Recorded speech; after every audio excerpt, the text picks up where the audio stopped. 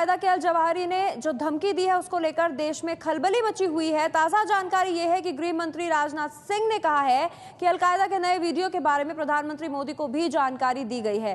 सभी एजेंसियों से जरूरी कदम उठाने के लिए कहा गया है ताकि अलकायदा भारत में पैर ना जमा सके। ये वीडियो जो जारी हुआ है इस पर बयान आ गया है गृह मंत्री राजनाथ सिंह का।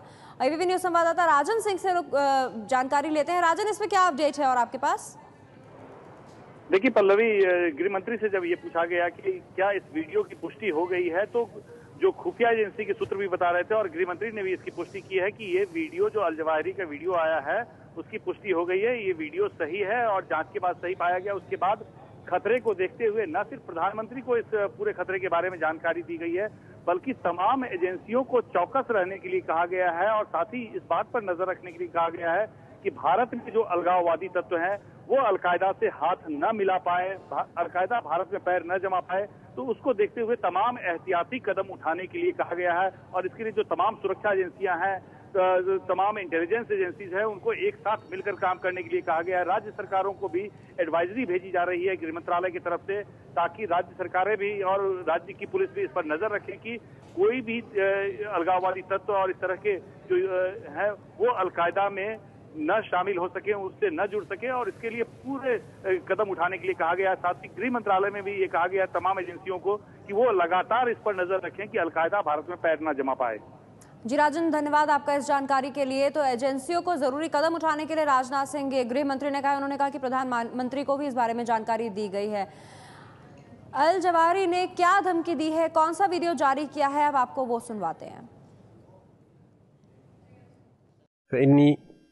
أزف إلى المسلمين في العالم عامة وفي شبه القارة الهندية خاصة بفضل الله سبحانه قيام فرع جديد لجماعة قاعدة الجهاد، وهو جماعة قاعدة الجهاد في شبه القارة الهندية. وهذا الكيان لم ينشأ اليوم، ولكنه ثمرة جهد مبارك منذ أكثر من 2 سنين لتجميع المجاهدين في شبه القارة الهندية في كيان واحد। अलकायदा की धमकी की सत्यता की जांच हो रही है, लेकिन इस पर राजनीति शुरू हो गई है। आप नेता आशुतोष ने अलकायदा की धमकी को प्रधानमंत्री मोदी से जोड़ दिया, कहा कि मोदी के आने पर यह तो होना ही था। अलकायदा ने भारत में अपना एक नया विंग खोला है। इस पर बात करने के लिए हमारे साथ हैं आम आदमी पार्टी के प्रवक्ता आशुतोष जी। आपसे जानना चाहती हूँ, आज इस तरह की विंग खोलने की बात सामने आना किस बात का सूचक है? देखिए, एक तो बड़ी हैरानी की बात है कि इस तरीके की खबरें आ रही हैं, क्योंकि अभी तक जो अलकायदा का हिस्ट्री रहा है, अलकायदा ने कोशिश बहुत की, लेकिन इंडिया में आज तक अलकायदा के समर्थक तो छोड़ दिए, किसी तरह के आतंकवादी विंग की खबर भी यहाँ से नहीं आई थी। और ऐसे में अब जब ये खबर आ रही तो ये बहुत परेशान करती है और हैरान करती है, और मुझे लगता है कि इसको बहुत गंभीरता के साथ लेना चाहिए और इंटेलिजेंस एजेंसीज़ को ख़ासतौर पर घटना होने के पहले जानकारी होनी चाहिए और ऐसे लोगों की धरपकड़ शुरुआत में ही कर लेनी चाहिए। लेकिन टाइमिंग को लेकर आपको नहीं लग रहा कि सवाल उठने चाहिए कि अभी जब हमारे यहाँ सत्ता परिवर्तन हुई है, नई सरकार आई है, उसके बाद भारत के लिए इस तरह के विंग खोलने की बात अगर अलकायदा करता है तो क्या माना जाए इसे? देखिए, हिंदुस्तान के अंदर जो आतंकवाद बढ़ा है, अगर आप ध्यान से देखें तो 1991 के बाद किसी घटनाओं में काफ़ी बढ़ोतरी हुई। 1993 में जिस तरीके से मुंबई में ब्लास्ट हुआ और 2002 की घटनाओं के बाद से जिस तरीके से एक सीरियल ब्लास्ट की और लगभग सारे शहरों को टारगेट किया गया, चाहे वो जयपुर हो, चाहे वो आपका दिल्ली हो, बेंगलोर हो, लखनऊ हो, फैज़ाबाद हो, अयोध्या हो, कोई भी ऐसा शहर नहीं बचा, मुंबई हो, जहाँ पर आतंकवादियों ने घटनाक्रम को अंजाम देने की कोशिश नहीं की। और जितने भी आतंकवादी पकड़े गए उनसे एक बात सामने आई है कि जो बाबरी मस्जिद का डिमोलिशन था उसकी तस्वीरें दिखाकर और 2002 के जो गुजरात राइट्स हुआ था उसकी तस्वीरें दिखाकर उनको ब्रेन वॉश करने की कोशिश की गई थी। तो ऐसे में अब नरेंद्र मोदी जब हिंदुस्तान के प्रधानमंत्री बने हैं और इस तरह की खबर आ रही है तो वाकई में बहुत चिंताजनक और हैरानी करने वाली बात है। लेकिन आपको लगता है कि पहले ये सिर्फ अफगानिस्तान, पाकिस्तान तक ही सीमित रहने वाला ही आउटफिट था, अब जब इंडिया में विंग, म्यांमार और बांग्लादेश भी टारगेटेड होंगे, आपसी रिश्तों में भी खटास बढ़ेगी और मोदी सरकार को इसके लिए भी सोचना चाहिए कि वहाँ के सरजमी का इस्तेमाल ना किया जाए हमारे देश में? देखिए, ये पूरी की पूरी कोशिश, एक तो इसके 2 हिस्से हैं। पहली कोशिश ये हिस्सा है कि जिस तरीके से इराक और सीरिया के अंदर ISIS बना है, उसने भी आतंकवादी गतिविधियों को एक बहुत नया ऑक्सीजन दिया है, क्योंकि ओसामा बिन लादेन के मरने के बाद ये लग रहा था कि अंतर्राष्ट्रीय आतंकवाद पूरी तरीके से अब अब ख़त्म होने वाला है। लेकिन इसने एक नई ज़िंदगी इनको दी है और नया जो कार्डर आ रहा है, जो नया जो रिक्रूट आ रहा है, वो इससे प्रेरित होकर आ रहा है, चाहे वो यूनाइटेड किंगडम के अंदर हो, चाहे दूसरे देशों के अंदर हो।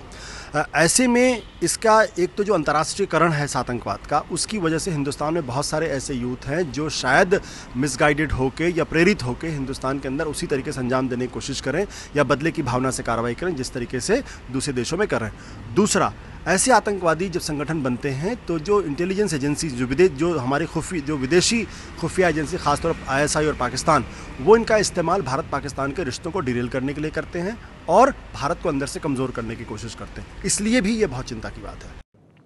बीजेपी ने आशुतोष के बयान पर कहा कि वो आपके नॉन सीरियस नेता हैं, उनकी टिप्पणी पर बोलना भी बेकार है। बीजेपी प्रवक्ता अनिल बलूनी ने कहा कि मोदी सरकार मजबूत है, देश ऐसे संगठन को जगह बनाने नहीं देगी। अलकायदा के आतंकी अल जवाहिरी का एक टेप सामने आया है। उस टेप में अल जवाहिरी ये कहते हुए बताया गया है कि वो भारत में इस्लामिक राज्य की स्थापना के लिए संघर्ष करेगा। इस पूरे मसले पर बातचीत करने के लिए हमारे साथ बीजेपी के राष्ट्रीय प्रवक्ता अनिल बलूनी हैं, उनसे बात करते हैं। अनिल जी, बड़ा खतरा भारत के ऊपर मंडरा रहा है। अब अल जवाहिरी कह रहे हैं कि भारत में इस्लामिक राज्य की स्थापना के लिए वो संघर्ष करेंगे। इसका मतलब है कि भारत में अलकायदा का रिक्रूटमेंट भी शुरू हो चुका है। देखिए, अभी जो टेप आया है, अभी तो उसकी ऑथेंटिक कितना है इसकी जांच हो रही है और मुझे लगता है कि भारत के अंदर एक बिल्कुल मजबूत सरकार है जो किसी भी प्रकार की ऐसी परिस्थिति से निपटने के लिए तैयार है और देखेंगे किस तरह की चीज़ आगे आएगी। लेकिन ये वो संगठन है जो कि अमेरिका को भी मात दे चुका है। अमेरिका में 11 सितंबर को बड़ा आतंकी हमला किया गया था, अफगानिस्तान से लेकर पाकिस्तान तक में सक्रिय है।